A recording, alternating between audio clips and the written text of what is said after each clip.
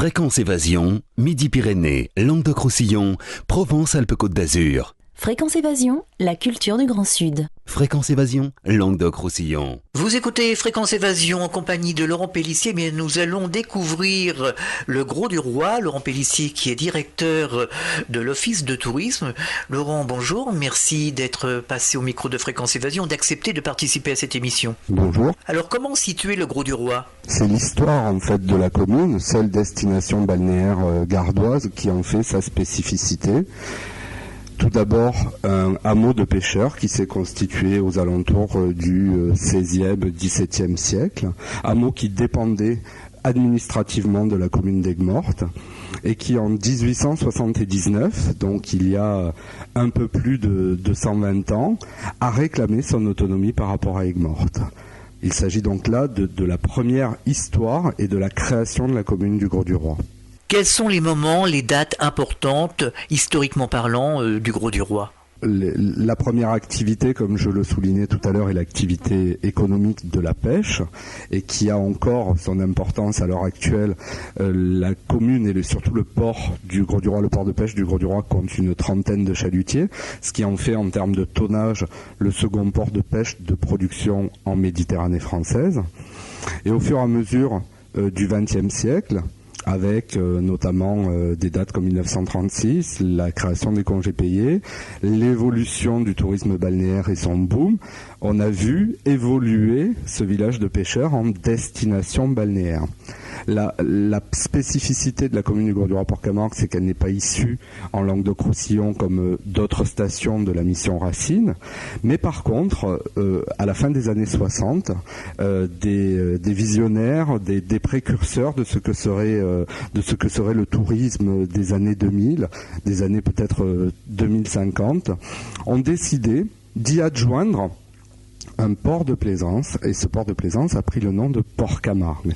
Alors la création de ce port de plaisance est originaire d'une réflexion de la Chambre de commerce de Nîmes, Bagnols-Uzès-le-Vigan, qui l'a géré jusque dans les années 2002, jusqu'à ce que la ville décide d'en assurer de manière autonome la gestion il y a de cela 2 ans.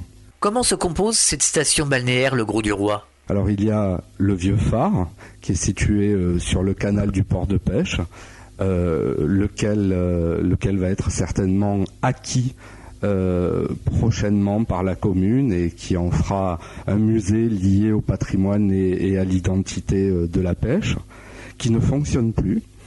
Et le second, qui a toute son utilité sur cette côte qui est très mouvante, où les bancs de sable sont surtout très très importants, c'est le phare de l'Espiguette, qui est situé sur la plage du même nom, qui, sans être chauvin, constitue à mes yeux l'un des joyaux de l'environnement en Languedoc-Roussillon, plus d'une dizaine de kilomètres de long, du sable fin et parfois près de 2,5 km de large. Alors l'ateline est un des produits phares ici au Grau du Roi. Alors l'ateline est effectivement un des produits phares que l'on peut déguster dans de nombreux restaurants au Grau du Roi Port-Camargue, mais la rouille également la rouille de poulpe est un des plats très très très très prisés sur la commune. Alors les télines sont des petits coquillages que l'on trouve dans le sable au bord du rivage à peu près 3-4 cm de profondeur. Une bonne centaine de téliniers, puisque c'est leur métier, qui sont des pêcheurs professionnels, parcourent tous les jours nos plages, et notamment en matinée, donc c'est la raison pour laquelle les visiteurs qui profitent du balnéaire ne les voient pas tout le temps, et qui vont ramasser à l'aide d'un télinier les télines et aller venir les porter à la coopérative des pêcheurs. La rouille de poulpe, les poulpes sont pêchés à quelques encablures d'ici et ramenés également dans les restaurants, ramenés dans les coopératives, et après les avoir fait cuire, avec des pommes de terre, on fait une aioli et on mélange le tout pour le régal de tout le monde. Il est préférable d'ailleurs de manger à midi parce que le soir c'est un peu lourd. Il est à savoir que vous transmettez un petit peu de savoir, de la tradition culinaire, donc de la région à la clientèle. Oui, nous transmettons à la clientèle un peu de savoir culinaire, un peu de tradition culinaire méditerranéenne et maritime à travers un petit document que nous remettons à la clientèle avec les principales recettes du pays. Alors des manifestations traditionnelles ici, ce sont les joutes, on pourra en parler et en dire quelques mots, et c'est une manifestation à ne pas manquer d'ailleurs. Alors les joutes font partie d'une grande tradition en Méditerranée et au Grau-du-Roi en particulier. Les premières barques qui servaient au combat de joutes, ces combats qui s'apparentent au combat de chevaliers, étaient en fait les barques de sauvetage qui partaient lorsque un navire était en péril en mer. Vous avez deux barques, la jaune, la rouge et la bleue. Et ces barques sont tractées par des rameurs. Au bout de la barque, vous avez ce qu'on appelle la tentaine, et dessus un jouteur, donc avec une lance et un pavois. Et l'objectif est bien évidemment de désarçonner l'adversaire et de le faire tomber dans l'eau. Nous avons aux alentours de 6 ou 8 tournois par an, à l'occasion notamment de la fête des pêcheurs, la fête de la Saint-Pierre, qui va se dérouler les 19 et 20 juin prochains, et ce jusqu'à la fête locale qui se déroule au mois de septembre. Entre Port-Camargue et le Grau-du-Roi, il y a une double identité. Alors il y a une double identité au Grau-du-Roi Port-Camargue, une identité maritime bien évidemment et une identité camarguaise. Donc l'ensemble des manifestations qui sont organisées, l'ensemble de l'événementiel tourne autour de ces deux thématiques. Nous débutons la saison au mois de mars par l'abrivado des plages, un lâcher de taureaux sur la plage de 22 manades. Donc 22 manades, si on multiplie par 4 le nombre de taureaux, ça fait 88 taureaux qui sont lâchés sur la plage. Événement qui enthousiasme tous les aficionados du coin, jusqu'à la fête locale qui se déroule, comme je vous le précisais, au mois de septembre. Alors, au mois de mai, à l'occasion de l'Ascension, en tous les cas, nous avons la Voga Monstre, à la fête de la rame et des cultures méditerranéennes, avec une volonté de retour aux sources, de ce qu'était le village de pêcheurs avant de devenir une station balnéaire d'importance. La fête des pêcheurs, parce que il y a, comme je vous le précisais, énormément de chalutiers encore sur la commune, que l'activité économique de la pêche est très très importante et qu'il est essentiel de penser aux marins qui ont pu disparaître en mer et qui tous les jours pratiquent une activité, un métier qui est excessivement difficile. Un festival de jazz durant le mois de juillet et Festar, un festival d'effets spéciaux lié à tout ce qui est audiovisuel et notamment cinéma et publicité. Le centre du village du Grau-du-Roi a gardé quand même son âme, c'est encore un village très typique.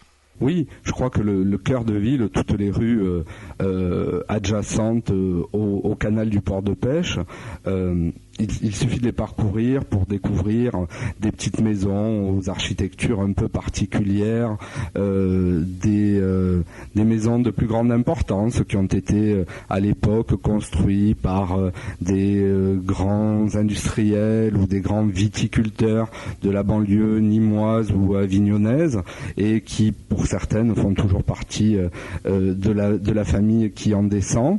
Une villa comme la Villa Paris, qui est sur la rive droite, qui a été récemment acquise et rénovée par la ville. Une villa comme la Villa Redares, qui, sous une forme baroque rococo, jure un peu sur le front de mer, mais qui présente encore un grand intérêt, qui a été elle aussi récemment acquise par la ville, qui a, à mon sens, cette volonté de conserver ce patrimoine, cette identité, et que peut-être l'Office de tourisme occupera d'ici quelques années. Alors ici, il y a des manades, des flamants roses, tout ce qui fait un petit peu les couleurs justement de la Camargue. Qu'est-ce qui fait réellement l'identité camarguaise ici ? Alors, nous sommes à quelques encablures des prés où paissent les taureaux et les chevaux, et de nombreuses possibilités existent de découverte des manades, qui sont les troupeaux de taureaux. Le fait que nous constituions sur le plan de l'urbanisme une bande littorale fait que derrière nous se trouvent de nombreux étangs, de nombreux canaux qui sont occupés par les flamants roses en permanence, et une semaine de fêtes locales au mois de septembre, des événements taurins aux arènes quasiment toutes les fins de semaine du mois de mars jusqu'au mois de septembre, des lâchers de taureaux dans les rues, ce qu'on appelle les abrivades ou les bandides, des courses camarguaises d'importance dont l'événement majeur est la course camarguaise du 15 août, et puis ne serait-ce que sur le plan de la culture et des sculptures, deux très très belles sculptures qui ont été réalisées par un artiste saintois des Sainte-Marie-de-la-Mer qui s'appelle Benka, avec 3 taureaux sur le parvis des arènes et 2 chevaux qui se dressent face à la gare SNCF lorsque les visiteurs arrivent dans notre station. 2 endroits, 2 musées en quelque sorte à ne pas manquer. Ici, en arrivant au Grau-du-Roi, c'est le musée de la mer et l'aquarium qui présente des poissons typiques de la Méditerranée. Alors le Siquarium est un outil de l'activité du développement économique sur la ville très important. Il faut savoir qu'il est ouvert tout au long de l'année, 7 jours sur 7, que c'est un produit qui a évolué d'un simple aquarium avec des poissons de la Méditerranée, des poissons tropicaux et un énorme tunnel à requins qui était à l'époque l'un des premiers de la sorte en France. Cet établissement a évolué avec, depuis quelques années, un pôle de mammifères marins avec des otaries, des lions de mer. Et la visite du Siquarium se termine systématiquement par le musée de la mer, où sont présentées l'ensemble des techniques de pêche qui peuvent exister ou qui ont pu exister en Méditerranée, avec un rappel sur ce qu'est le matériel de pêche, sur l'existence des phares, sur l'évolution de cette commune balnéaire touristique depuis le début du siècle dernier, des vues aériennes également de la construction du port de plaisance de Port-Camargue. Cet établissement, le Siquarium, mérite véritablement un détour et fait véritablement l'objet d'un plaisir pour toute la famille. De 7 à 77 ans, je crois qu'on peut trouver ce que l'on souhaite dans cet établissement. Alors, qui dit tourisme dit capacité d'accueil. Alors, est-ce qu'il y a beaucoup de capacité d'accueil ici au Grau-du-Roi ? La commune compte officiellement 6 000 habitants et la possibilité d'hébergement, que ce soit dans le secteur marchand où il y a contractualisation ou dans le secteur non marchand à travers l'existence des résidences secondaires, avoisine les 100 000 lits. Alors même s'il est vrai que la commune n'est jamais complète à 100%, on peut estimer qu'au plein cœur de l'été, nous accueillons entre 80 000 et 85 000 personnes. Quels sont les outils, quelles sont les manifestations, les activités, je dirais, qui pourront justement aider les touristes à mieux connaître la région et le Grau-du-Roi ? Alors à l'office de tourisme qui est ouvert 7 jours sur 7, nous offrons bien sûr la possibilité de renseigner la clientèle sur toutes les opportunités qui peuvent exister en termes de loisirs et d'activités sur la ville, mais également dans le proche environnement touristique. Nous sommes susceptibles d'expédier de la documentation à ceux qui nous en font la demande par quelque biais que ce soit. Et puis nous assurons bien sûr des opérations de promotion, notamment en hiver, en nous rendant soit sur de la proximité géographique, soit à l'étranger, pour faire en sorte de mieux faire connaître notre destination et d'en accentuer la notoriété. Que diriez-vous aux auditeurs de Fréquence Évasion qui nous écoutent actuellement et qui souhaiteraient venir justement découvrir le Grau du Roi et pourquoi pas passer régulièrement des vacances ? Qu'ils auront la chance de découvrir une destination balnéaire qui est avant tout un village de pêcheurs et qui a su conserver son authenticité.